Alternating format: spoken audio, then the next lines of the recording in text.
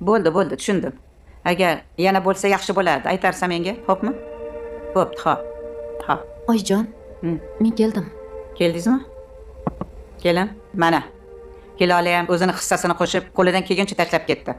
Rahmat oyijon, katta rahmat. Endi ertaga ham shunaqa biror joyga borib turasiz-da. Hilolani ammasini yaxshi bir tanish shifokori bor ekan. Shunga o'zim ko'rsataman deyapti. Shifokorlar ko'rib tashxis qo'yib bo'lgan-ku. Hilolani bilasiz-ku, u o'z ko'zi bilan ko'rib, mana bu qulog'i bilan o'zi eshitmaguncha ishonmaydi. Mayli. Bola faqat meniki emas-ku. Sizlarning ham haqqingiz bor. Ha, bularni men xonaga olib kirib qo'yaman. Qani, ertaga ko'rsatsinchi. Shifokorlarning xulosasiga qarab, biron bir ish ko'rarmiz. Xo'p. Xudo xolasi yetib qolsa kerak.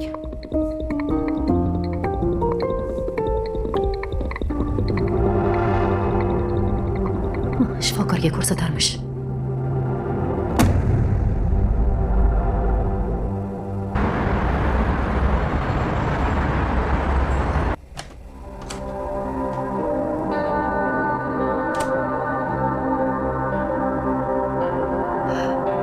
Oyijon,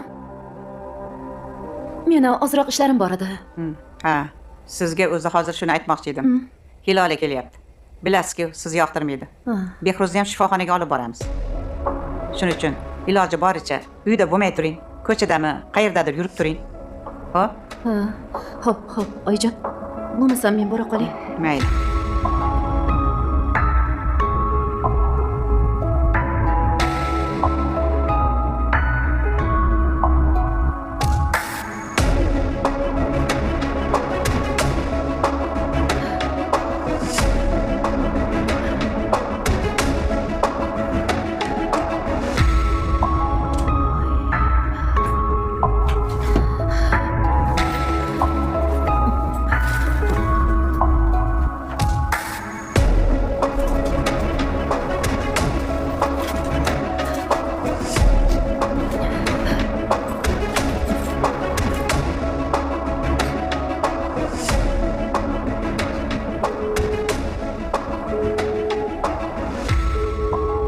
Alo.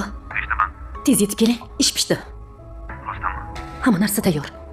Uy-joy nima bo'ladi? Qarasam qizlar aralashib yotibdi. Hozir Behruzni shifokorga olib borisharmish. Agar shifoxonaga olib borishsa, hammasi fosh bo'ladi. Hozir eng yaxshi yo'l pullarni olib chiqib ketish. Bolacha, bolaga nima qilasiz? Hozircha qaynonamda bo'lib turadi. Siz tezroq yetib keling. Bo'pti. Xo'p.